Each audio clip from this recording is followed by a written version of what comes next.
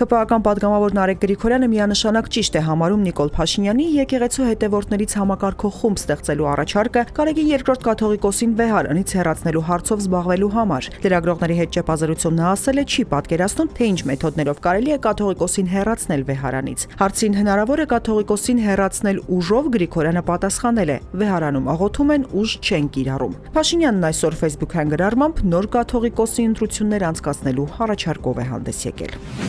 Հունիսի 9-ի երեկոյան ձերբակալված Արզնիի համայնքապետ Ֆելիքս Միրզոևն ազատ է արձակվել, հայտնում են քննչական կոմիտեից։ Նա մեղադրելի կարգավիճակ չունի։ Կոտայքի մարզում հունիսի 8-ին վիճաբանության մասնակիցների միջև տեղի ունեցած ծեծկռտուքի արդյունքում 8 անձ ձերբակալվել էր, այդ թվում Ֆելիքս Միրզոևը։ Ըստ լրատվամիջոցների հյուրատներից մեկում Միրզոևի կազմակերպած խնջույքի ժամանակ տեղի ունեցած միջադեպի ընթացքում նաև կրակոցներ են հնչել հրազենային վնասվածքներով, ծայրահեղ ծանր ախտորոշմամբ հոսպիտալացվել է Կոտայքի մարզի բնակիչ 22-ամյա Կոլյա Միսեևը։ Միջադեպի փաստով քրեական վարույթ կահարուցված։ Երևանի Ավան վարչական շրջանի Խուդյակով փողոցում բացօթյա շուկայի տարածքում այսօր կրակոցներ են հնչել, վիրավորներ կան։ Ոստիկանության հաղորդմամբ միջադեպի հետևանքով տուժել է նաև պատահական անցորդ 76 տարեկան կին։ Նա եւ միջադեպի մասնակից 31-ամյա տղամարդը հոսպիտալացվել են։ Հանցանք կատարած անձի ինքնությունը պարզվել է, աշխատանքներ են տարվում նրան հայտնաբերելու ուղղությամբ։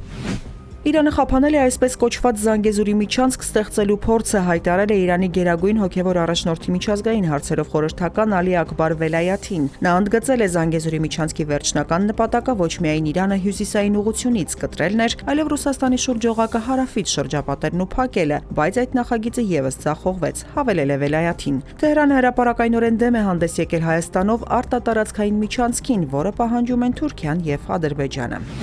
Եվրոպան պարտավոր է բոլոր հնարավոր միջոցներով կանգնել Հայաստանի կողքին, կանխելու ադրբեջանական նոր հնարավոր ագրեսիան։ Armenpress-ի հետ զրույցում այս մասին հայտարարել է Եվրախորհրդարանում Ֆրանսիան ներկայացնող պատգամավոր Ֆրանսուଆ Քսավիե Բելյամին։ Անդրադառնալով Եվրամիության դիվանագիտության ղեկավար Կայա Կալասի Բաքու այցին, պատգամավորն ասել է, վճռորոշ է, որ Կալասը հնարավորինս շուտ հնարավորություն ունենա հանդիպել Հայաստանի կառավարության հետ։ Կարծում եմ հիմնարար նշանակություն ունի, որ մենք ցույց տանք, թե որ կողմում ենք գտնվում, հավելել է եվրոպացի պատգամավորը։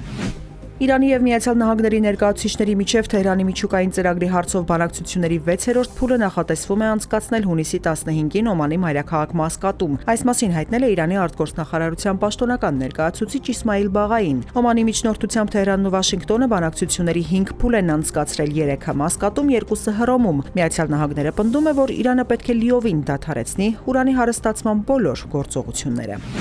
Շվեդ ակտիվիստ Գրետա Թունբերգն ու մի շարք այլ ակտիվիստներ, որոնք փորձում էին ծովով խորհրդանշական օգնություն հասցնել Գազայի հատված, արտաքսվում են Իսրայելից։ Նրանց տեղափոխող նավի տեղաշարժը իսրայելցի զինվորականներն արգելափակել էին, նավում գտնվող անձանց բերման ենթարկել, օգնությունը բռնագրավել։ 8 ակտիվիստներ դեռևս շարունակում են կալանքի տակ մնալ, քանի որ հրաժարվել են ստորագրել արտաքսման անհրաժեշտ փաստաթղթերը։ Նրանց թվում է Եվրախորհրդարանի ֆրանսիացի պատգամավոր Ռիմա Հասանը։